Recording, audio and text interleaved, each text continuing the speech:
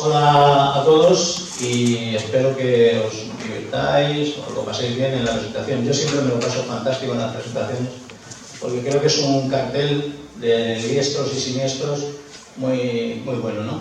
Entonces va a empezar Roberto Tornamira, que es escritor pese a él, en la diga que no lo es, analista político y es ex secretario general de la FES UGT Madrid.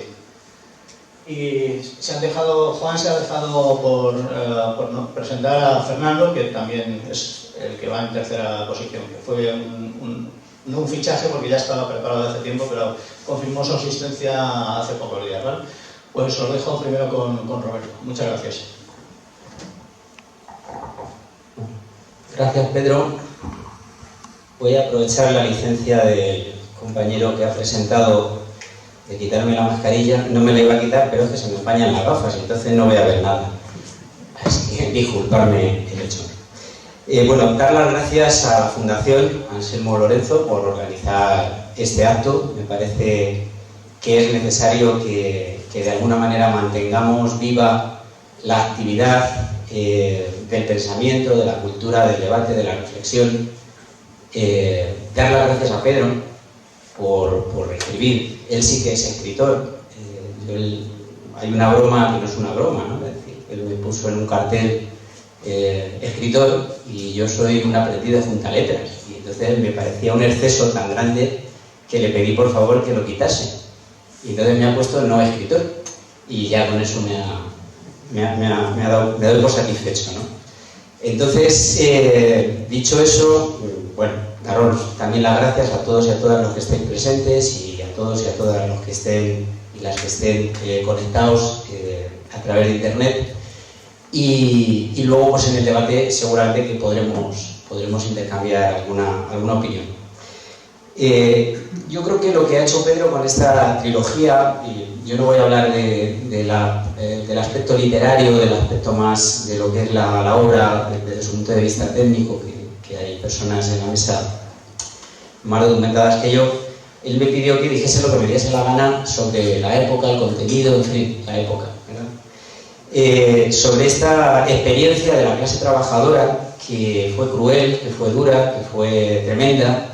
En fin, no habría calificativos suficientes para explicar lo que fue, eso que Abascal dice que fue, lo que él dice que fue, y que yo no voy a entrar en su debate.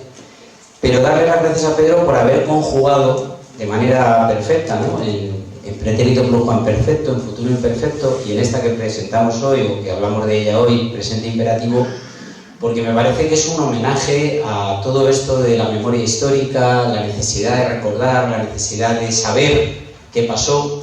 Y Pedro, en los tres libros, y en este, que es el que tengo más reciente en la memoria, lo explica muy bien, lo relata muy bien. Es como un cuadro que ha pintado donde precisa con detalle, y además no solo con detalle, sino con rigor, porque se puede describir una escena, se puede describir una situación, pero utilizar todo ficción. Él conjuga muy bien, igual que los títulos, conjuga muy bien la ficción y la realidad, al detalle, como cuando apela al pasado de camillero de Ernest Hemingway, que es un detalle que puede pasar desapercibido, pero que eso al escritor le lleva horas de investigación, de lectura, de saber quién es ese personaje real, que cuando utilizas un personaje real en una obra, pues tienes que documentarte, porque no puedes decir cualquier cosa ni poner cualquier cosa en boca de un personaje real. No es así con los de ficción, con los que puedes jugar mucho más ampliamente, ¿no? Y Pedro nos hace un cuadro, una fotografía casi más que un cuadro de la guerra civil desde los dos bandos, desde los dos planos, desde las dos trincheras, y nos explica con detalle la munición, los armamentos, el corto, el largo, los tanques, los aviones, y nos explica las deficiencias, sobre todo del bando republicano, de los milicianos, de sus necesidades de abrigo, de sus necesidades de calzado, de sus necesidades de alimentación, y nos lleva de la mano por los pueblos, por los recorridos en los que transcurrió las batallas, ¿no? Madrid, el Jarama, el Ebro, Teruel, en fin. es verdaderamente en 3 libros que a diferencia de los bestsellers estos que las editoriales parece que se empeñan en que para que paguemos 40 euros tienen que tener 1000 páginas, él en 3 libros, 3 novelitas, y no digo novelitas peyorativamente ni despectivamente, sino 3 novelas que no son muy largas, que son fáciles de leer, porque Pedro escribe bien y entonces hace fácil la lectura, pues nos describe la guerra civil en nuestro país, ese drama, ¿no?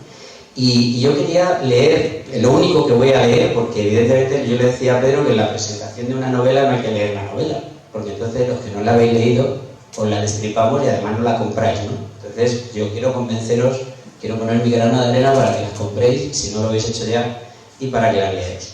Pero Pedro pone un parrafito que creo que explica muy bien lo que él ha hecho en estas 3 novelas, ¿no?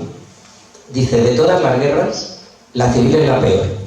Se necesitan varias generaciones para restaurar la situación anterior a ella, sin contar las heridas físicas de los mutilados, las producidas en el alma de los humillados o las que se incrustan en la memoria de los pueblos que a veces no llegan a curar y a cerrarse nunca. Me parece que es un párrafo que explica a la perfección cómo todavía la clase obrera española, ¿no? Los trabajadores, la mayoría de la sociedad española percibe la guerra civil. Y es verdad, no se han cerrado las heridas, no se han curado, porque la otra parte no ayuda a que cicatricen, no ayuda a que se cierren. Y sobre todo por el desconocimiento, porque se nos ha prohibido durante muchísimos años poder conocer, poder saber, y a veces hasta se nos ha confundido, ¿no? O se nos ha mentido, mejor dicho, ¿no? Decía Confucio aquello de no puedo evitar que me mientas, pero sí que me confundas. Entonces no podemos evitar que nos mientan los medios de comunicación y los tertulianos de toda la haya, pero sí podemos evitar que nos confundan, y una manera buena de evitar que nos confundan es leyendo la trilogía de Pedro. Bueno, yo le he pedido a Eduardo que me avise cuando lleve 8 minutos, que es más o menos 8 o 10 minutos lo que podemos utilizar para no ser tan chinos, y yo quería pues hacer algún comentario concreto, ¿no? Y quería centrarme en el papel de las potencias europeas, particularmente Francia y Gran Bretaña, en el desarrollo de los hechos, su error, incluso la ingenuidad del gobierno de la República, ¿no? Que hasta el último momento estaban esperanzados de que se iba a desenlazar la guerra en Europa, porque Francia y Alemania no iban a consentir más las altanerías y las barbaridades de Hitler y de Mussolini, y nunca ocurrió. Nunca ocurrió porque, como hoy con las vacunas, pues cada potencia europea va a su rollo, ¿no? Y va a hacer la guerra por su cuenta, en una guerra que en este caso hoy es sanitaria, no es bélica, pero que tiene grandes paralelismos, ¿no? Donde, en función de cómo me vayan los datos, pues yo funciono de una manera, funciono de otra, contradigo a los míos, les traiciono, ahora negocio con Sputnik o con Putin, que es el dueño, ¿no?, de la vacuna, o me reúno con no sé quién, con no sé qué empresa a espaldas del resto de los aliados, ¿no? En la guerra pasó lo mismo, es decir, pasó esto, pasó que no era su problema, o pensaban que no era su problema, equivocadamente, y miraron para otro lado y dejaron hacer, incluso los que parecía que nos ayudaban, en mi opinión, y parece que es algo que también está bastante probado, ¿no?, pues la Tercera Internacional, el Moscú, pues tenía una orientación o tenía unos intereses muy determinados por aquello del socialismo en un solo país, y decía, joder, pues si es el socialismo en un solo país, ¿cómo va a haber socialismo también en la península ibérica, ¿no? Entonces nos utilizaron como moneda de cambio, Stalin en particular nos utilizó como moneda de cambio para alcanzar acuerdos, chalanear, hacer sus negociaciones que consideraría que eran interesantes para la Unión Soviética en aquel entonces, y que lógicamente, como Roma no paga traidores, luego tardaron unas cuantas décadas, pero le pasaron la factura y por desgracia pues llevó a la ruina aquella revolución del 17. Y creo que Pedro lo retrata esto también muy bien, ¿no?, a lo largo del libro, haciendo referencias a la postura de la coalición de no intervención, esa falsa neutralidad, haciendo referencias incluso por boca de Negrín, ¿no?, que eran frases que estimo que han sido citas de biografías y de hechos probados, ¿no?, de que Negrín tenía la esperanza hasta el último minuto que en la frontera francesa había armamento para armar a 5 ejércitos regulares y poder seguir dando la batalla cuando ya la República estaba arrinconada en Cataluña, ¿no? Y con miles, cientos de miles de exiliados pues llamando a la puerta de la frontera con Francia. Bueno, todo esto lo describe tan real, es decir, y hace, insisto en la palabra conjugar, ¿no? Ya que él utiliza la conjugación de los verbos para los títulos, conjuga también la ficción con la realidad, que en realidad bueno, pues es un ensayo ameno. Yo no sé si hay este premio literario, el ensayo ameno, pero podría llamarse así, ¿no? Un ensayo ameno que es fácil de leer, que es fácil de comprender, fácil de entender y fácil sobre todo de no perder la memoria de lo que pasó y de no intentar por lo menos llamar a no caer en los mismos errores, ¿no? Porque no quiero terminar mi intervención, que lo voy a hacer de inmediato, sin también hacer alusión a las guerras caíditas, las luchas intestinas de las organizaciones de la clase trabajadora, de cómo por sus intereses partidistas de organización, pues también de alguna manera perjudicaron enormemente la defensa de la revolución, ¿no? Aquello de vamos a ganar la guerra y luego hacemos la revolución, y ni ganamos la guerra ni hicimos la revolución, que es algo que nos llevó el cadinismo, ¿no? Bueno, no me voy a extender más porque creo que ya llevo más o menos el tiempo estimado.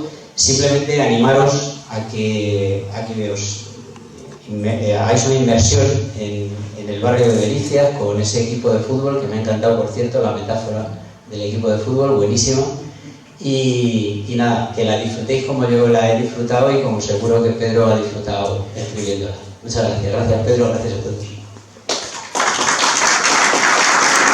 El siguiente que nos va a deleitar va a ser Eduardo Hernández, que es licenciado en Historia Moderna y Contemporánea, es presidente de la STRADE, Asociación Trabajo y Democracia, de la cual Roberto también es el miembro y el fundador.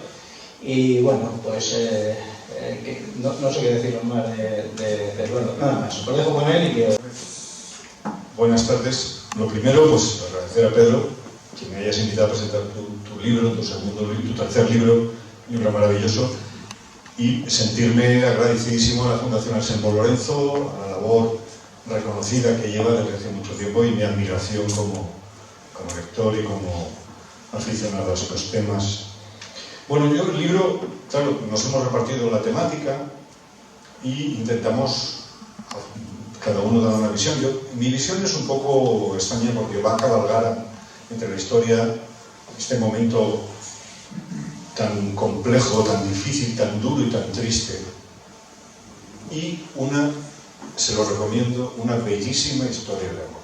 El libro contiene una de las historias de amor maravillosa que transita por los tres libros y que, como decía Roberto, parece mentira cómo podemos ver en estas tres novelas magníficas la Guerra Civil Española, el conflicto humano y político-social que transita por las tres novelas, vertebrado por una historia de amor que deben ustedes leer, porque es una imagen, un reflejo de lo que la vivencia de las personas que estuvieron en ese momento,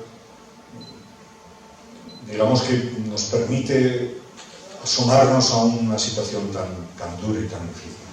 A pesar del dolor, a pesar de la miseria, a pesar de la guerra, había personas, había seres humanos y había historias entre personas influidas por estos acontecimientos, pero que nos permiten asomarnos con cierta dulzura a estos momentos. El libro es igual que en esto me gusta porque reitera un poco lo que decía Pedro en otros libros, lo que ha dicho Roberto y lo que sin duda dirán mis compañeros.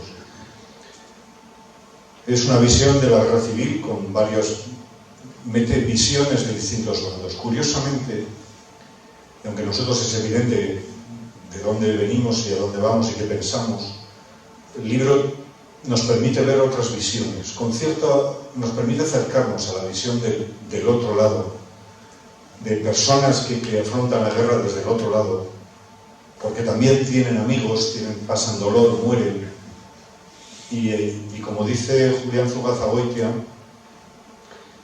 es una locura entre españoles, cada uno con sus razones, pero que lo que da es una visión terrible. Asimismo, por eso aparece la República reflejada distintos participantes, socialistas, comunistas, anarquistas, con cada uno su visión y su vivencia, su percepción, sus ideas. Incluso los personajes de esta historia de amor permean toda la obra. Cómo los golpistas, la gente los militares, soldados, partícipes del otro lado, tienen lógicamente la otra percepción, convencidos de que su labor, su tarea, su guerra es la... Incluso hay un personaje curiosísimo en este último libro, que es el de la tropa mora, este soldado, que es maravillosa, cómo lo percibe un hombre que viene del Rif, un cazador del Rif, que es embarcado en la aventura como soldado y como... en fin. Pues todas estas historias, todas estas visiones humanas, nos ayudan a comprender la dimensión de un conflicto que luego se trasladaría al resto de Europa, ya se había trasladado en la Primera Guerra, que luego se trasladaría a la Segunda Guerra Mundial. Y lo que viene a mostrar las tres novelas es un poco cómo nuestro país, nuestra historia queda destruida, un poco lo que Anthony Beevor decía en Continente Salvaje, cómo las consecuencias no solo son la pérdida de nuestras ideas, la pérdida de un régimen de libertades y derechos, sino la destrucción de un país, de sus personas, de su memoria, la pérdida de toda vinculación humana entre ellas. Curiosamente, Roberto me ha utilizado la misma cita que iba a hacer yo, no la voy a repetir, sobre que las guerras civiles son las peores. Lo dice Pedro en su libro, que es el imperativo de todas las guerras, la guerra civil es la más inhumana, si cabe. Y Chávez Nogales, que todos conocemos, en su, además la recién editada maravillosa obra completa, editada en Sevilla, habla precisamente de esta visión que quiero darle yo a lo que yo he leído. Es los dos lados de la barricada.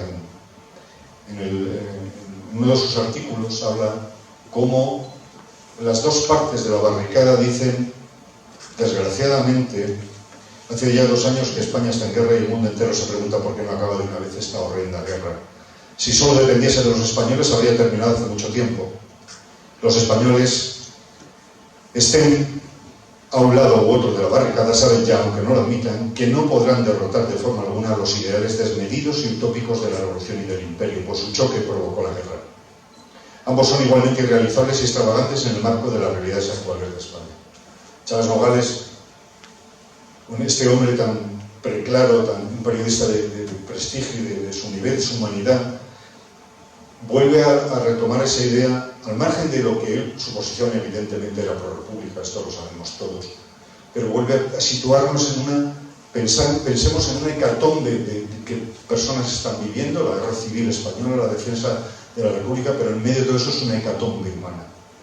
Y Julián Zagoitia, que todos conocéis también, un socialista desdichadamente fusilado por Franco después de refugiarse en París y que la Gestapo lo coge y lo envía otra vez a España. Cuando nos ofrece esa visión en su obra maravillosa y poco común, porque quien participa directamente tiene a veces poca distancia de los hechos, pero su obra es capaz de ofrecer esta visión humana del enfrentamiento de personas. Y nos dice como decía Roberto, como diremos todos, cómo la esperanza era que la guerra acabara. Negrín piensa, y Julián Zagoitia lo celebra, siendo su ministro, que la guerra se va a acabar, que estamos esperando, que hay un momento al final de la guerra que con la batalla del Ebro ellos esperan que esto suceda, porque ve el sufrimiento humano, como la República está perdiendo una guerra que no podía ganar, porque militarmente la balanza era brutalmente favorable a las potencias que apoyaban a Franco, pero también aporta esa visión maravillosa de esperanza. Y luego finalmente quería hacer una reflexión también de David Casado Rabanal, de un libro que me pasó, Vísperas de Sangre, que habla de la reflexión de Churchill sobre Daladier y el mundo que cuando la guerra civil acaba, cuando la batalla del Ebro se pierde, los Sudetes, Checoslovaquia es desmembrada. Recordáis todos cómo Europa cede a Hitler y finalmente no mueve un dedo cuando los alemanes se reparten Checoslovaquia. Es el fin de la esperanza de Negrín, el fin de la esperanza de las personas que estaban aspirando a que aquello no acabara. El convencimiento final de que la derrota está ahí. Y la derrota suponía para todos nosotros, me refiero a las personas que estaban en ese momento, el desgarramiento, ver con desgarro cómo aquello que defendíamos, aquello que esperábamos, se va a triturar. Y entre ello, la bellísima historia de amor. Mi reflexión final, por acabar, porque al margen de las motivaciones espurias de quien protagoniza el golpe, amparan y lo financian, estamos ante una hecatombe humana. Tenemos una guerra brutal. Esto se ve muy bien en esta novela maravillosa que ha escrito Pedro, cómo la guerra, el final, es el destrozo del ser humano, el final de una bella historia de amor momentánea, porque esta obra entra en bucle, y cómo lo que vemos es una triste carnicería. Una carnicería que es un crimen contra la humanidad, que afecta a muchísimas personas y que todos, no solo los nuestros, pierden amigos, vidas y destrucción, y sufren la destrucción. Culmina pues una historia en esta novela, una historia de amor profunda, conmovedora, delicada y compleja, y lo hace sin concesiones sentimentales. Me jode decirlo, pero no acaba la historia de amor aquí, pero acaba la relación de una manera desgarradora, en medio de una realidad que nos hace maldecir el momento en que leí este libro a veces, porque claro, además de lo que nos cuesta a todos ver sobre este tema, la historia de amor, muy bonita, pero tiene un final. Y nada más, muchas gracias y gracias, Pedro. Nada más. Fernando Collada es profesor de literatura y de lengua en el Instituto María Molina, es escritor también y bueno, es un tipo que es capaz de dejar a una clase de primero y segundo de bachillerato, los que tenemos hijos en esas edades sabemos lo que representa, con la boca abierta y en silencio durante más de media hora. Solo digo eso. Fernando. Muchas gracias. Bueno, espero que no sea porque me tengan miedo. Yo en este reparto me ha tocado la parte literaria, entonces me voy a centrar un poquito más en eso.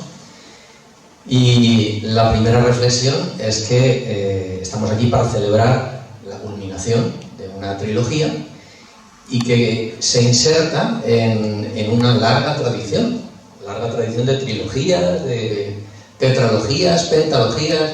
Algo habrá cuando hay mucha tradición de escribir sobre este tema de la guerra y sus aledaños en sagas. Está Gironella, está Maxau, está Ramón J. Sender y últimamente Almudena Grandes. Y esto, aparte de los libros sueltos, que también, desde Ana María Matute, Juan Marsé, Josefina Aldecoa, Manuel Rivas, más cerca de nosotros también. Yo me pregunto por qué Pedro, después de 20 años de trabajar sobre este tema, no ha escrito, por ejemplo, un ensayo, un libro de historia, porque material desde luego no le falta. Y creo que es porque hay dos formas de conocimiento, de acercarse a la historia. Una es el conocimiento lógico, el conocimiento racional, y otra es el conocimiento intuitivo, emocional, que proporciona la literatura. Fue también una mujer de esta España peregrina, que también aparece retratada en todos estos libros, María Zambrano, la que dio nombre a esta forma de conocimiento, que es la razón poética. El conocimiento quizá más complejo, más profundo que se adquiere con el acercamiento literario es el que nos ha dejado Pedro aquí. En esa tradición está, desde luego, no podía faltar Galdós. Galdós es, digamos, el padre de toda la novela histórica moderna. Él se acercó así a la historia de su tiempo, de los episodios nacionales contemporáneos. Almudena Grandes le rinde tributo con sus episodios de una guerra interminable. Y analizando las novelas de Pedro, pues me he fijado en que utiliza muchos procedimientos narrativos galdosianos. Entonces vamos a hacer un análisis literario desde el punto de vista de Galdós. Lo primero que hace como Galdós es que se documenta muy a fondo. Galdós hizo una documentación, aportó enorme, además también con gente cercana que había vivido los hechos, y yo sé que Pedro pues, ha viajado, como hizo él, a los lugares de conflicto para tomar notas muy detalladas y poder hablar de un amanecer y poder describirlo. También, como Galdós, utiliza y mezcla personajes reales con personajes ficticios. Él dice que no hay ninguno ficticio, que todos tienen una base real, pero seguramente hay un tratamiento literario de esos personajes. Entonces, esa mezcla de lo real, como Negri, D'Alessio Prieto, Robert Capa, Hemingway, Margarita Xirgu, todos estos personajes reales aparecen junto al Peque, Elnena, Said, y eso da una enorme verosimilitud y realismo a los hechos. Por cierto, que uno de esos personajes es Cipriano Rivas Cherif. Cuenta el estreno que se hizo en Mérida, Mérida también aportado por el gobierno de la República, rehabilitado por el gobierno de la República, de una Medea adaptada por Unamuno. Hace poco se han publicado los diarios de Rivas Cherif cuando estuvo preso en el penal del Dueso, y la inmensa labor teatral que siguió haciendo en el penal del Dueso. Esto nos lleva a la creación,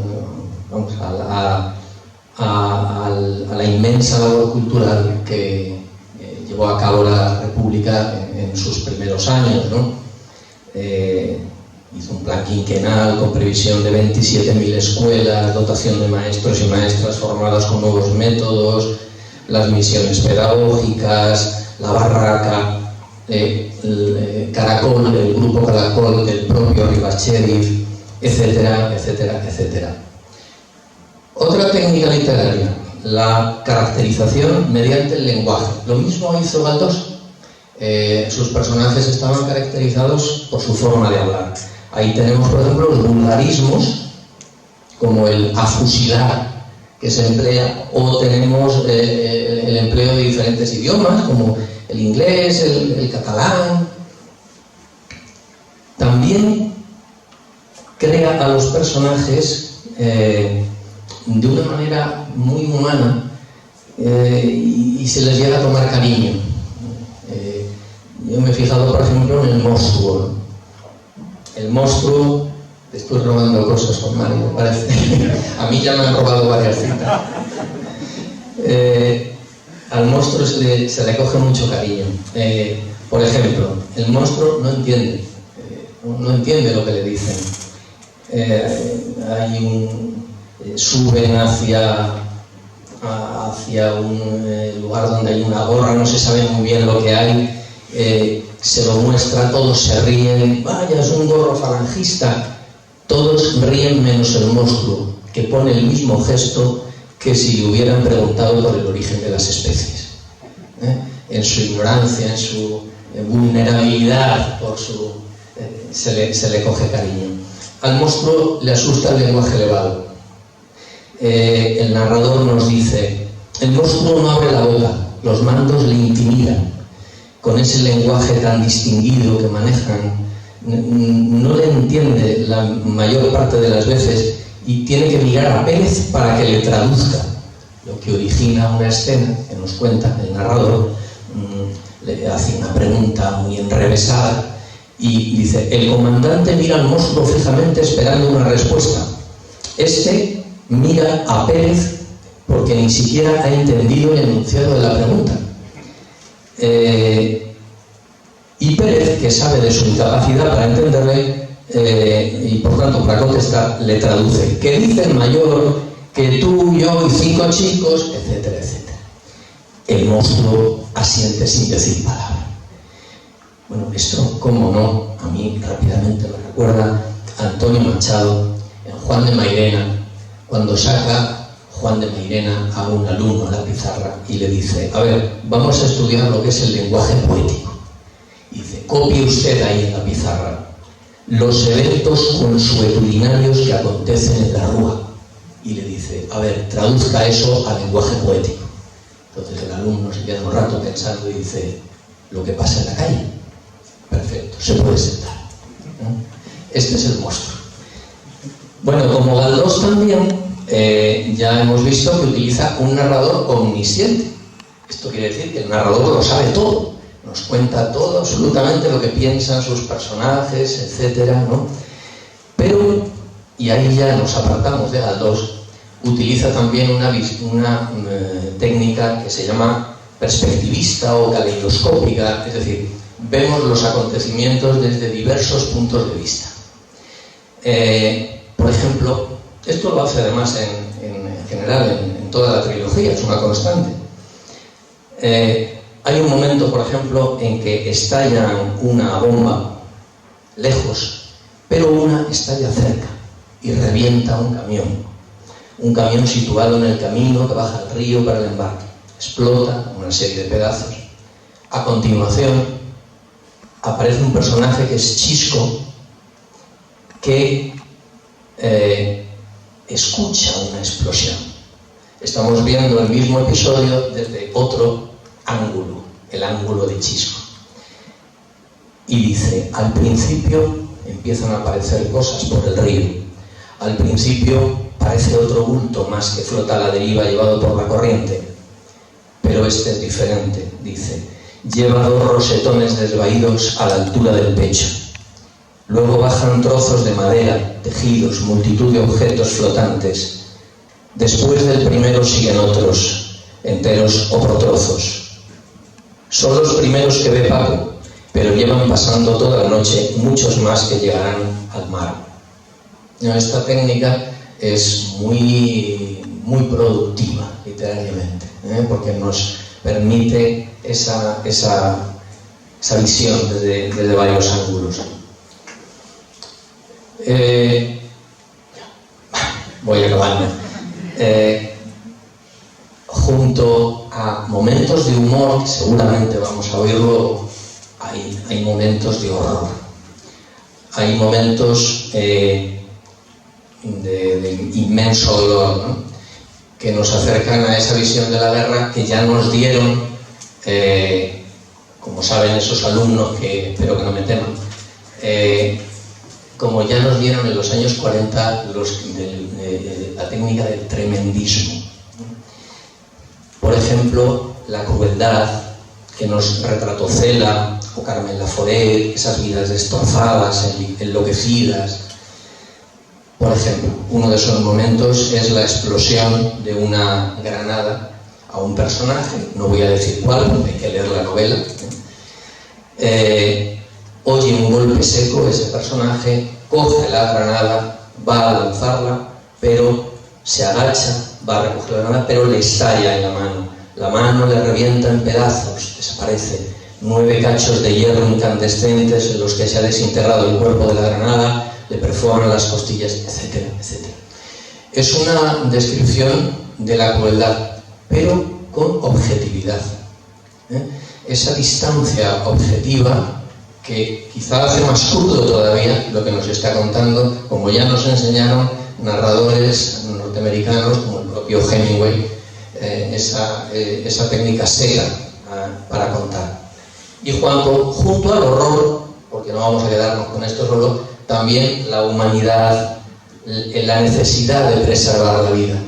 Ahí están esos gatitos que de pronto aparecen, y el que ha visto tanto dolor a su alrededor, sin embargo, quiere conservar la vida, y quizá como símbolo esos gatitos que dicen: pero bueno, si se van a morir, eso está por ver, dice el personaje, ¿no?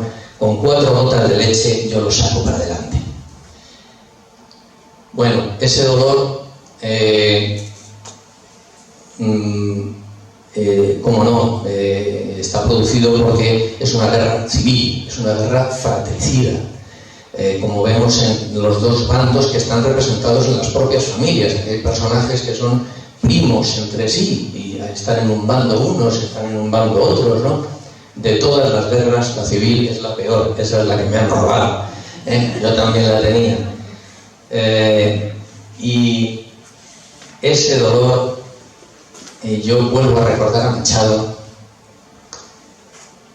porque Machado estaría en una de esas caravanas que vemos al final de la novela, que salen de España hacia Francia. Ahí estaba él, en una de esas caravanas, y poco antes acababa de escribir Juan de Mairena a sus discípulos: la patria, decía Juan de Mairena, es en España un sentimiento esencialmente popular, del cual suelen jactarse los señoritos. En los trances más duros, los señoritos la invocan y la venden. El pueblo la compra con su sangre y no la mienta siquiera. Bueno, pues este retrato de esa guerra fratricida es lo que nos ha regalado Pedro. Muchas gracias. El ilustrador es Paco González, que es miembro de GEFREMA, el grupo de estudios del Frente de Madrid, antiguo militante de CNT y, bueno, pues a ver qué nos cuenta sobre las novelas. Gracias. Buenas tardes. Gracias, Pedro, por la invitación y a todos los que estáis aquí en REC. Bueno, yo te voy a reconocer la primera vez que... Bueno, ya te conocía de antes, pero... La primera vez que en la presentación que hiciste en Francisco Silvera, de la asociación, anteriormente habíamos coincidido. Yo cuando dijiste, bueno, hiciste la presentación y que iba a ser el principio de una trilogía, sin leer el libro me pareció demasiado pretencioso. Ahora te lo reconozco. Ya después, ahora de los 3 libros y tal, pues las expectativas que las tenía, las has superado con creces, vamos. Y bueno, entonces, bueno, ahora a mí me toca hablar un poco como aficionado de GEFREMA. Yo para mí, sobre todo, decir que has hecho una crónica de la guerra civil, sus episodios incluso más importantes, se te escapan muy pocos. Y bueno, es una crónica, un relato novelado, que los personajes que creas los engarzas para mí muy bien. O sea, para mí, literalmente, aunque ya han hablado por aquí, tienes una calidad bastante grande. Engarzas los personajes con los personajes reales, pero totalmente. O sea, es que yo, por ejemplo, cuando pones, no sé, por ejemplo, hablo por GEFREMA, ¿no? Cuando hablas, por ejemplo, de la batalla del Jarama, de la Casa Campo, de la ciudad universitaria, del cruce del río, pues recuerdo, por ejemplo, a Morcillo, que nos hacía la ruta de GEFREMA de la Casa Campo. Cuando hablas del Jarama, recuerdo a Eugenio, a José Manuel, cuando nos hacía la ruta de la batalla del Jarama. Cuando hablas, por ejemplo, de la batalla de Lunete, a Guillermo, a Javier Calvo, y me llegas a ese mundo. Entonces, desde ese punto de vista lo has conseguido, o sea, totalmente. A ver, perdona, pero esto lo tenía aquí. Luego, las conversaciones de los personajes también. Me gustan mucho las conversaciones hablando sobre aquí entre el monstruo Pérez. Esas conversaciones están muy logradas. O sea, se nota, lógicamente has leído, eres un gran lector, pero te debe costar mucho, o sea, trasplantar esa lectura, esa tanta lectura que has tenido en el libro. Por ejemplo, me voy a centrar, por ejemplo, en los personajes, además me lo pediste, los personajes anarquistas, Martín, Pérez, el monstruo, las conversaciones precisamente que tienen, ¿no? Por ejemplo, dejan en evidencia uno de los conflictos de la guerra civil de los anarquistas con los comunistas. Me gusta mucho porque eso se recoge en los 3 tomos, prácticamente está presente en los 3 tomos. Y bueno, ahí no sé, recoges el conflicto de una manera bastante, o sea, que te acerca bastante al problema, ¿no? Y yo, por ejemplo, sobre esto quiero decir, por ejemplo, la historiografía no solamente de la franquista, sino la historiografía, digamos, que está la imperante de los Viñas, de los Preston, ignoran un poco la historiografía anarquista de la guerra civil, o no sé si la ignoran o no la quieren tocar, y si la tratan de una manera muy... Entonces tú te acercas de una manera más real para mí. Y para mí es una de las grandes desconocidas. Se ha escrito bastante, pero por historiadores libertarios, pero para mí es la gran desconocida. Y luego, por ejemplo, también hablando de personajes, por ejemplo, Pedro Isabel, me gustan mucho los personajes Pedro, que es socialista, de la UGT, y por amor, como se acerca a Isabel, que es comunista. Por cierto, Isabel, toda la tenemos idealizada, se enamora a todo el mundo de él. Y las conversaciones que tiene también Pedro con Martín me gustan mucho. También las conversaciones, precisamente como Pedro, como él llegase hasta comisario comunista de un batallón comunista, digamos, los debates que tienen de Martín, que es una persona bastante, la veo yo muy certera, incluso más que Pérez, que digamos que lleva a monstruo esos debates que tienen, que se ven bastante en las novelas. Los debates que tienen me gustan mucho porque le contestan, ¿no? O sea, incluso... Y bueno, ¿qué me deciste que tenía cantidad de cosas aquí apuntadas? La muerte de Durruti. La muerte de Durruti lo quiero comentar porque con tu juego literario de los personajes, como al final como llegas a la muerte de Durruti, dejas el lado ese de misterio de la muerte de Durruti y digamos que ese también me gusta. O sea, cómo dejas y creas ese personaje, esos personajes ahí y pues alimentas el mito, ¿no? Alimentas el mito y eso también me gusta. Y luego, por ejemplo, también me parece el primero y el segundo interviniente, cómo dice, o sea, cómo describes digamos, los campos de batalla, los territorios, el armamento, los tanques, la aviación. Esto en Jefema, tú sabes que sabemos mucho de estos. Hay verdaderos especialistas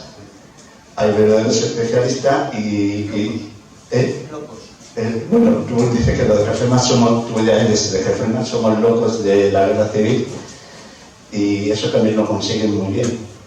Y luego, o sea, a mí, por ejemplo, yo leyendo esto me trasplantas, o sea, a mí me trasplantas, me sitúo ahí, o sea, como te he dicho antes, y quiero incidir en eso, en los escenarios totalmente. En los escenarios. Yo, por ejemplo, cuando vamos en Jefema salimos mucho de ruta, hacer el trabajo de campo y con la persona de turno, nos trasplantas a las trincheras, lo que sentían los combatientes, dónde estaban unos, dónde estaban otros. Y eso, desde luego, a mí me has emocionado con eso porque consigues a través de los personajes esa emotividad. Y eso me gusta mucho. Y bueno, yo prefiero ya seguir hablando de debate. Tendré más cosas apuntadas, pero paso al siguiente. El siguiente va a ser Juan Mari, que es catedrático Inspectore. Es de latín y griego, o sea que tiene que ser catedrático Inspectore. De latín y griego es profesor en el María de Molina. Y bueno, yo creo que lo más significativo que ha hecho en su vida es que ha editado la trilogía, ha editado la obra de los dos últimos libros y es también aficionado a la música, al teatro, bueno, es un auténtico showman. Hombre. Vale, muy buenas tardes y bueno, es un enorme placer y constituye de verdad para mí y para todos los que te queremos realmente acompañarte hoy en la tercera parte de tu trilogía, Presente Imperativo, ¿de acuerdo? Yo sé lo que ansiabas acabarla y por fin has visto tu sueño ya cumplido, ¿eh? Bien, Después del derroche de conocimientos históricos, políticos, literarios, de análisis de sentimientos y demás, pues poco me queda por decir, ¿no? Máximo cuando mis conocimientos de esta etapa tan crucial de la historia de España es muy básica y se limita a los conocimientos adquiridos en la etapa escolar o si me apuras a la lectura de tus 3 libros, ¿no? ¿De acuerdo? Así que simplemente me voy a centrar en algunos aspectos narrativos de la obra. Ya he puesto de manifiesto en otras intervenciones, en otras presentaciones, que la trilogía que hoy ve la luz está compuesta por 3 novelas literariamente muy distintas, ¿no? La primera, Pretendito Pluscuamperfecto, tenía un desarrollo lineal, sin grandes sorpresas narrativas, y destacaba, a mi juicio, según mi opinión, el protagonismo no de la propia guerra civil, ni de Isabel, ni sus torturas, sus interrogatorios y demás, sino el gran protagonismo se lo daba a la ciudad de Madrid. En la segunda novela, pese a mis reticencias y avisos iniciales, ¿verdad? Él me llama editor, yo no edito nada, solo le corrijo un poquito, algún que otro acento y poco más. Bueno, pues a un editor se le respeta, ¿no? Ya que, pues no me respeto, nada. Y cabezón y kamikaze como es él, hizo lo que quiso y dio el protagonismo esta vez a 20 y tantos personajes, hasta conseguir que la novela se convirtiera en una suma de 20 y tantas intrahistorias, una suma de 20 y tantas pinceladas gruesas, hasta el punto de que yo lo califiqué de pintura, ¿te acuerdas? Pintura impresionista, ¿no? Donde el lector tiene que acabar la novela para ver la estructura, tiene que acabarla, entonces ve la estructura en todas sus dimensiones, al igual que el espectador, quien contempla el cuadro impresionista, tiene que alejarse del lienzo para descubrir en su totalidad el motivo de recrearlo en la pintura. En esta tercera novela me vuelto a la narración lineal y como no podía ser de otra forma, dado el objeto de la misma, ¿no? Pues la campaña de Teruel, el Ebro, etc., el gran protagonista es ahora sí, la guerra, ¿no? O si quieres mejor, la acción bélica. Repito, el gran protagonista de la acción bélica. Pero eso sí, ya se han preocupado de señalarlo todos los predecesores. Sin dejar a un lado el mosaico de personajes que han venido acompañándote en las novelas anteriores, ¿no? Pérez, el monstruo, que veo que por goleada está ganando el favor de los lectores, realmente es un personaje maravilloso, entrañable, el Peque, Hernández, Isabel, el pelo, etcétera, etcétera. Y los sitios en el mismo plano y también se ha destacado aquí, con lo cual no debe de ser una percepción falsa.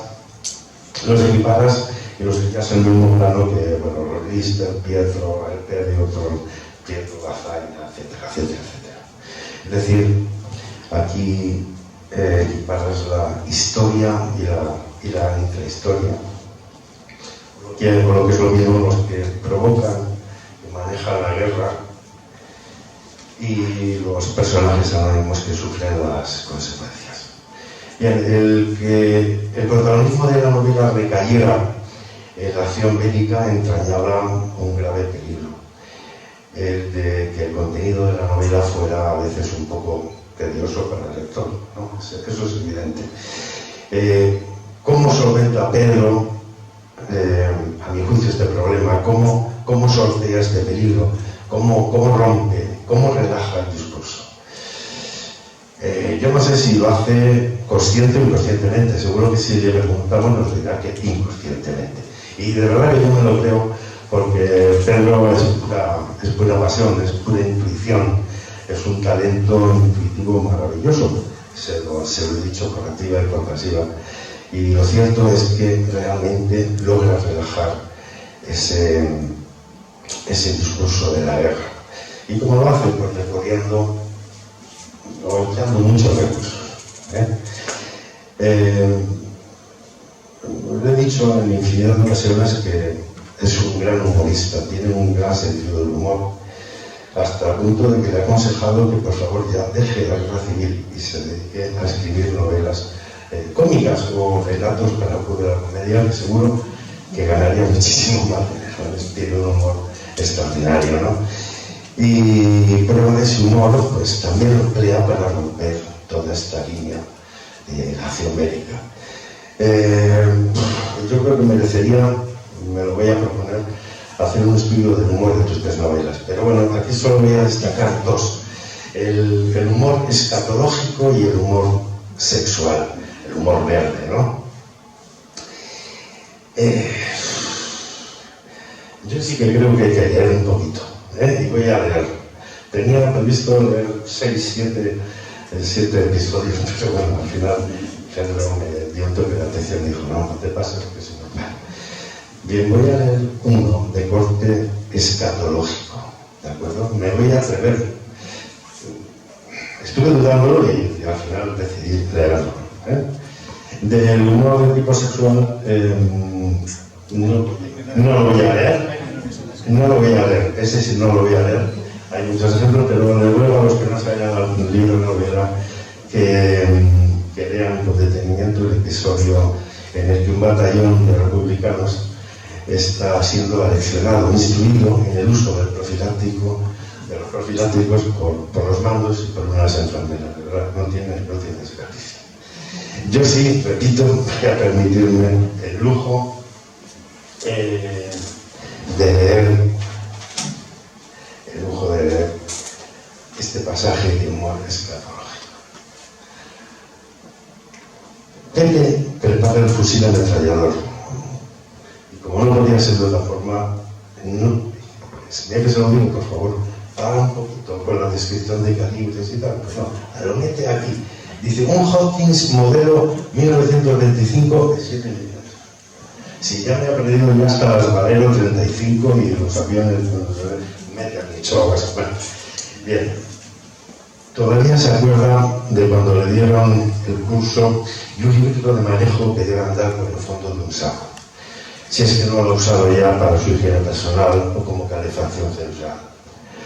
Pues se envuelve las piernas y el pecho con hojas de papel.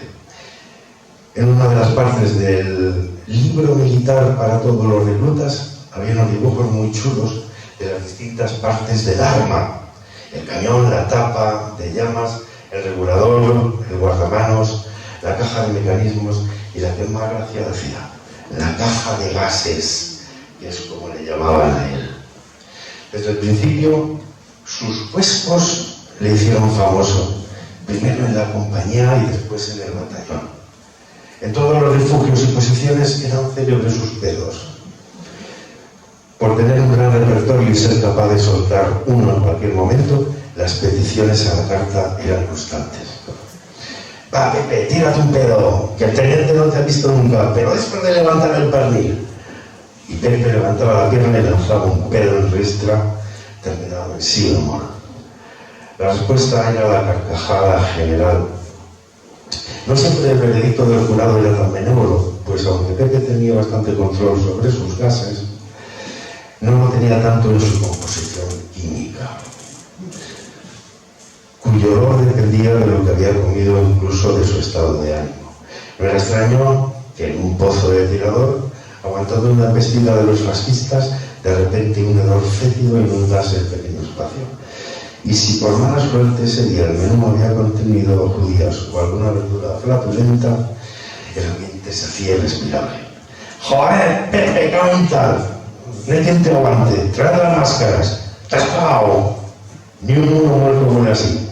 Vamos a tener que abandonar la posición y que esto se lo coman los fachas. ¿Y ahora qué quieres que haga? A cabo, son las putas monchetas. Como Pedro, yo creo que es auténtico, ¿no? Ya hablamos de que es una persona apasionada, auténtico, sincero. y como se conduce por la vida con esa sensibilidad, así habla, ¿no? Esto me recuerda un poco, yo que soy de filología clásica, a Plauto y Terencio, ¿no? De Plauto, que tenía un lenguaje mucho más grosero y soez, buscadamente soez. Plauto conservamos infinidad de comedias, ¿no? Y de Terencio, en cambio, que era más suave, con un lenguaje más delicado, solo conservamos 7, ¿no? ¿De acuerdo? Así que, mi querido Plauto, voy a continuar. Otro de los recursos que utiliza Pedro para romper, tengo aquí una lista que no la llegaré a meter, Otro de los recursos, ya se ha señalado aquí, es el recurso al amor, ¿no? Al tan empleado tensión sexual no resuelta, que se inicia ya en el primer libro, en el segundo, etc. Yo no lo quería revelar, pero bueno, alguien lo ha revelado ya. En fin, el tercer recurso, bueno, no es todo humor y amor en Pedro, ¿no? Sabe tratar de forma magistral también la descripción de la muerte. Hay dos pasajes, uno de cómo muere un soldado republicano antes de entrar en Teruel, y otro el de un rebelde carlista, que constituyen un ejemplo de, y me alegra que se haya dicho de aquí, porque lo hemos comentado muchas veces. Yo siempre decía, oye Pedro, has ganado en objetividad, ¿no? Creo que lo hemos señalado además todos, ¿eh? El respeto, el profundo respeto y cariño con el que tratas a los muertos, sea del bando que sea.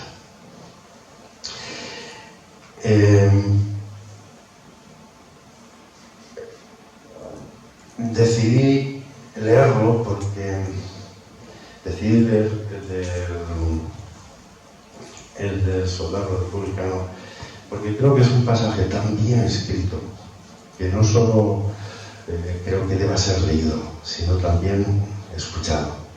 Así que, si me permiten, voy a leerlo porque es realmente trágico, no por la muerte en sí, sino por la forma gratuita de morir, que es morir de frío.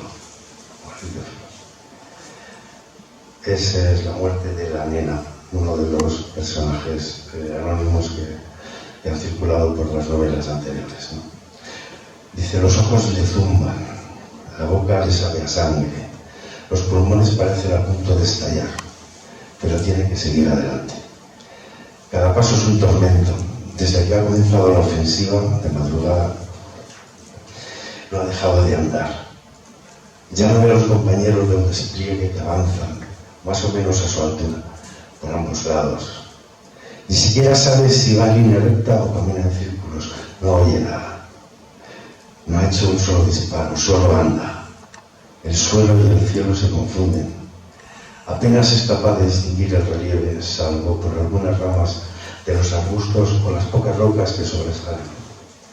Ciertamente ante los pelos de su rara barba. El frío no tiene piedad. Ante el viento gélido no hay defensa. Un hormigueo sube interrumpido por sus piernas. La vista se le nubla y siente un mareo que no acierta a explicar. Aunque aún faltan unos días para la Nochebuena, este paisaje navideño no es tan bucólico como parecía en el Belén que montaba su madre en casa. Aquella harina era mucho más caliente que esta nieve real. No sabe cómo, pero han tomado la muela. No lo ve, pero intuye que Teruel está enfrente, a escasos 1000 metros, y también caerá. Pronto, muy pronto. Abajo a sus pies está Turia. No puede más, necesita un descanso. Solo 5 minutos, 1 minuto. Por dentro de la camiseta, chorretones de sudor le corren por la espalda. No siente los pies, pero le duelen. Las alpargatas envueltas en trozos de manta no le salvan de los picos de los guijos y del frío. Se esconde sobre sí mismo. Se acurruca en la nieve, apoya la espalda en los arbustos, se recuesta. El viento ha parado un momento. La nieve sigue cayendo, la saborea con la punta de la lengua. Se acuerda del pelo y del peque. Si lo vieran aquí ya no le llamarían maricón, ni le llamarían nena. Esto es lo que necesita, un pequeño descanso. Va a cerrar los ojos un momento, solo un minuto. La ciudad está al alcance de la mano, ahí mismo. No la ve, pero está ahí. Se va a levantar y va a seguir andando hasta Teruel. Bajará hasta el puente de hierro y cruzará el río. Pero ahora se va a dormir un minuto. Lo hace con una ligera sonrisa en los labios. Miles de soldados como él avanzan hacia la ciudad o a los lugares estratégicos. Muchos como la nena no verán más el sol. Se quedarán petrificados, retratados en su última postura. Ya por este pasaje, o por el pasaje al que aludía alguno de los intervinientes, el del equipo de fútbol, ¿verdad? ¿Cómo conjura el peque la tristeza de volver derrotado a Madrid? ¿Cómo conjura esa tristeza recordando a su equipo de fútbol y cómo se da cuenta de que todo ese equipo de fútbol del barrio ha muerto, cada uno, ¿no? Cada uno de sus compañeros, y que él es el único que queda vivo. Bien, voy a acabar ya. Sí, voy a acabar ya. Tiene infinidad de recursos, simplemente con eso. Yo creo que es otra magnífica novela, a pesar de que la segunda sabes que es a mí la que más me gusta. Y nada, enhorabuena. Pero yo ya no me sumo más.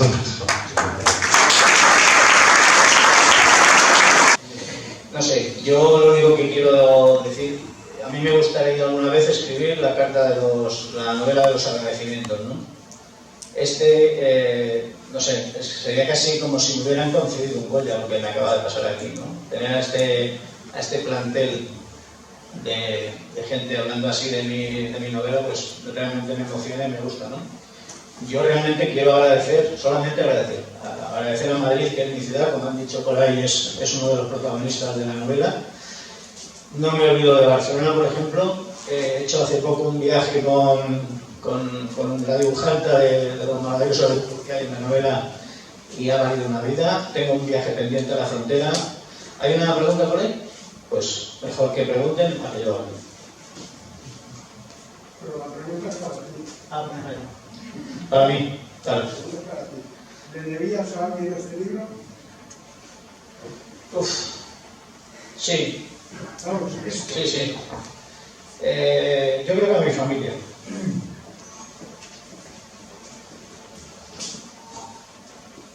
Puede que a los abuelos.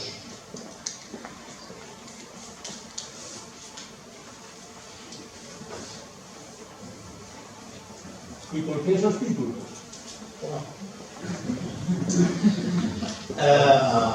Es que son tiempos muy complicados los que vivieron. Y entonces yo creo que hubo un pretérito que tendríamos que haber cambiado. Hubo un futuro que se pudo cambiar y no se hizo, y luego quedó un presente completamente imperativo, que hemos sufrido durante 40 años. Entonces, hasta la cosa muy jodida, ¿no? Ahora parece que estamos en la transición. Yo soy un hijo de la transición. Parece que cambiábamos el país y que esto iba para adelante, pero a mí me da la sensación que hemos vuelto muchos pasos para atrás, sobre todo desde los últimos 10, 15 años. Parece que hemos vuelto casi a los años 50, ¿no? Mi próxima novela va sobre los años 50, entonces casi no me tengo ni que inventar nada, ¿no? Con echar un vistazo al metro, yo creo que vuelves a los años 50. Entonces, ¿había otra mano por allí? Hay una pregunta del chat. Pregunta Paqui, ¿cuál de las tres novelas has disfrutado más escribiendo y por qué? Bueno, he disfrutado todas. Precisamente este acto a lo mejor queda un poco, o mi reflexión sobre los agradecimientos queda un poco como si quisiera un corte, ¿no?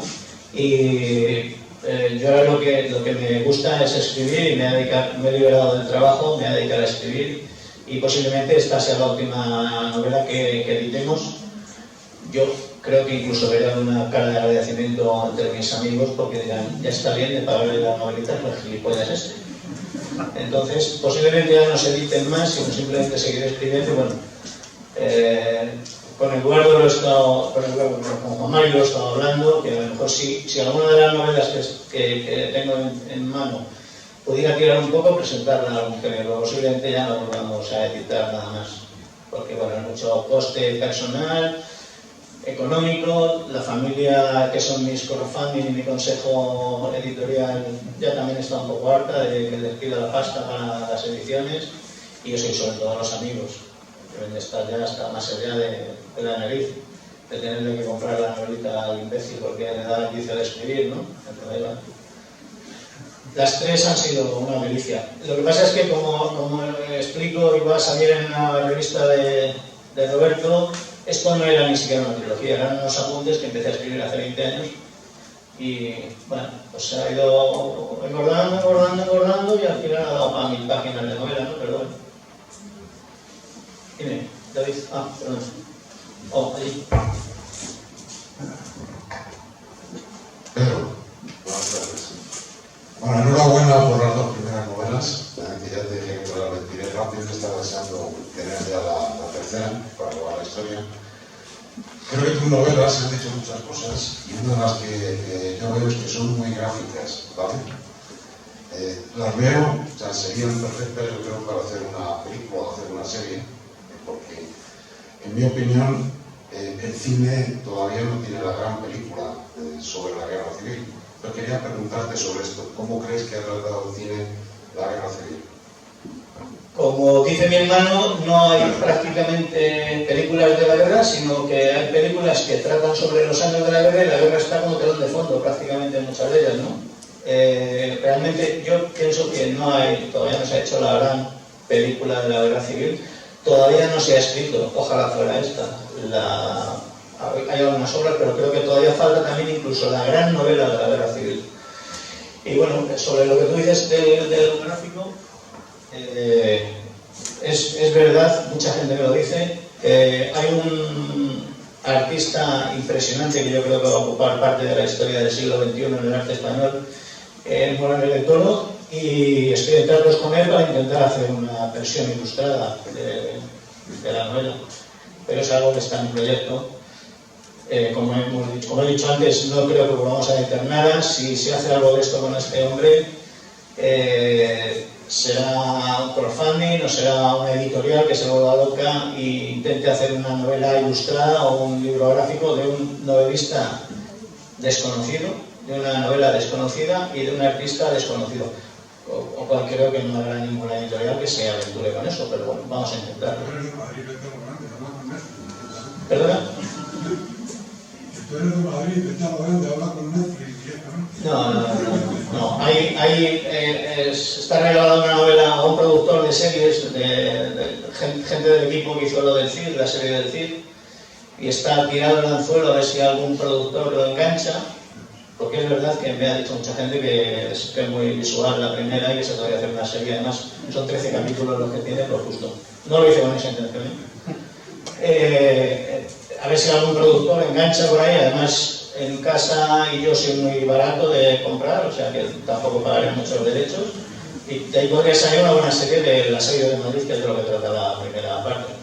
Pero bueno, nosotros no dejaremos querer, desde luego. ¿Alguien más, David?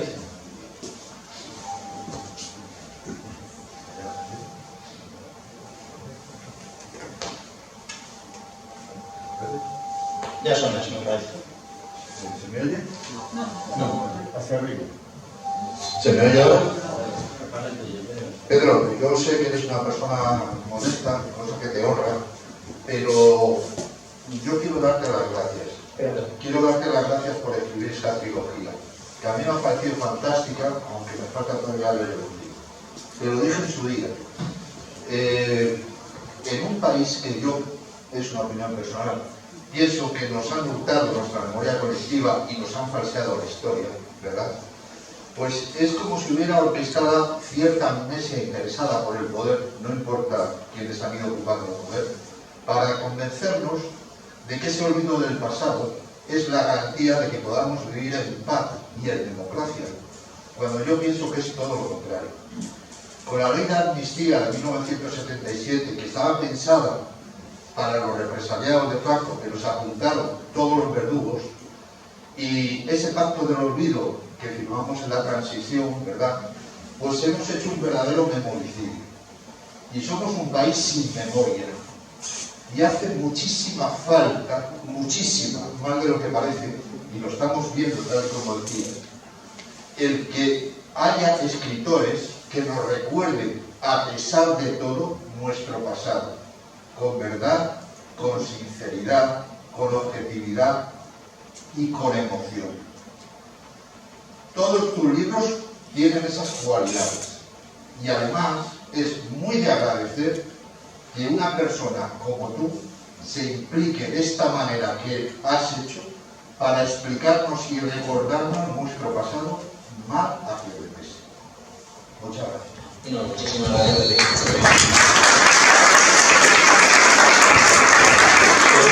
Que un escritor y una persona como tú sea capaz de decirme esto y que hable así de mi novela, ¿no? Como estas personas que tengo a mi izquierda, ¿no? A mí me llena de orgullo y satisfacción. No, porque yo lo decía el rey. De verdad estoy lleno de orgullo y satisfacción. Sí, sí, sí. Parece que está muy orgullosa y se mostramos los amigos. Bueno, ese tema no vamos a tocarlo. Mejor tengamos la fiesta en paz. Porque son los que han puesto y los que han sufrido todo. Aquí también, a mi izquierda, también hay gente que sufre todo esto, porque, aunque parezca mentira, no están financiados ni están subvencionados, que incluso tenían la historia de que podían hablar bien o mal. O sea, a mí me gusta venir a mis presentaciones y yo, en serio, lo que os he dicho antes, yo me sentaría ahí porque es que digo, madre mía, yo quiero leer esa novela. Yo ahora mismo me cojo un ejemplar y me lo leo. Todavía no lo he podido leer, ¿eh? O sea, la tercera no la he leído todavía. La he escrito, la he editado, la he corregido, la he leído muchas veces, pero así en el volumen no la he leído. Tengo una ganas de leerla porque, joder, todo lo que han contado tiene sabroso. Que me van a meterle mano. En serio. ¿Hay alguna pregunta más o de online o algo? Nada. Bueno, pues si me permitís, yo termino mis agradecimientos, que prometo que el regidor me dirá que me corte y que me haga el signo del reloj. Me voy a quedar los viajes, mi viaje con mi dibujante preferida, mi viaje pendiente que tengo a la frontera con mi mujer, porque no pude terminar el tema de la frontera y del exilio. Me falta todavía toda la parte final de la frontera y tal, he leído mucho, he viajado, pero me falta, lo voy a hacer por placer, a ir a ver a la Tombeado, republicanos. Mi abuelo salió por aquí, por Francia, entonces bueno, quiero hacerlo ese viaje. Por supuesto, a los locos de Jefrema, esos locos que os he dicho que ven una chapa en la casa de campo y te dicen el calibre y de dónde es la bala o el obús, y te explican concienzudamente, no como yo, que no soy tan, como ellos te concienzudamente cómo es un tanque, un cañón, un fusil y las diferencias que hay entre un T-34 o un T-26A y un B. O sea, es increíble. A mí se me caen las muelas, de verdad, cada vez que oigo a un experto de Jefrema hablar de la guerra civil y del frente de Madrid o del frente de Guadalajara, da igual. A los pueblos alrededor de Madrid, que es impresionante, yo creo que están perdiendo el tren del turismo de guerra, que es una fuente de ingresos impresionante. Los ayuntamientos de Madrid, me acuerdo ahora de Morata, por ejemplo, que es uno que lo está intentando hacer bien, que voy yo con su museo del Jarama, ¿no? Y el alcalde de Morata. Pero, por ejemplo, los del oeste de Madrid, el nuevo oeste de Madrid, todo lo que es Gijorna, todo lo que es Brunet, todo eso, se niegan a hablar de guerra civil y de hacer cosas de guerra civil porque piensan que es reavilerías, cuando eso es un negocio. En Cataluña tendrían que ir los ayuntamientos de aquí, los alcaldes de aquí, a ver la Terra Alta, Gandesa, cómo tienen montado el tema del turismo de guerra, porque es impresionante. Y la pasta que deja, porque los locos de la guerra nos vamos a un hotel, comemos en restaurantes y alquilamos guías y hacemos cosas por el estilo y damos vitalidad a esas zonas, ¿no? Y en Europa lo saben muy bien, lo del turismo de guerra, ¿no? Deja mucha pasta. Entonces, pues aquí tendrían que aprender de Teruel, que está empezando ahora, tendrían que aprender de la Terra Alta, de Gandesa, pero bueno, aquí hay gente como Morata que lo está intentando hacer, ¿no?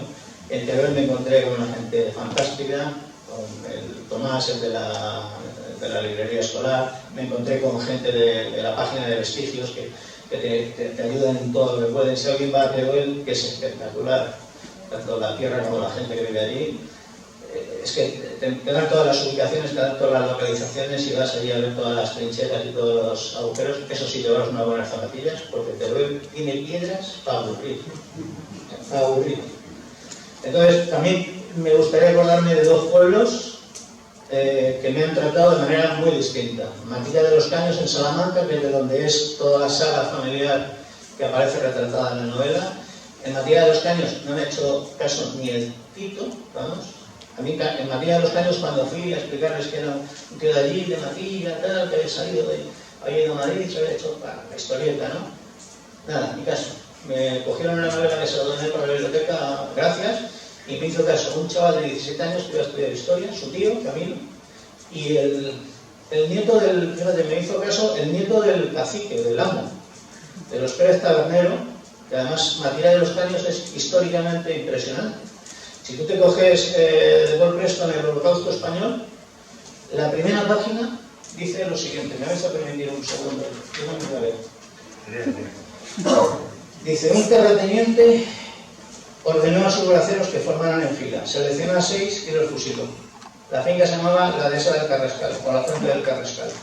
Esa dehesa, que narra Paul Preston cómo empieza la guerra civil en España, para él empieza ahí, está en Matilla de los Caños. Entonces, es el pueblo del protagonista de la novela, de uno de los protagonistas de la novela, de mi abuelo. Entonces, yo visité Matilla de los Caños y contacté con el nieto de Pérez Tabernero. Pérez Tabernero es un ganadero, cacique, luego fue senador, no, del tercio familiar franquista, por las Cortes, vitalicio.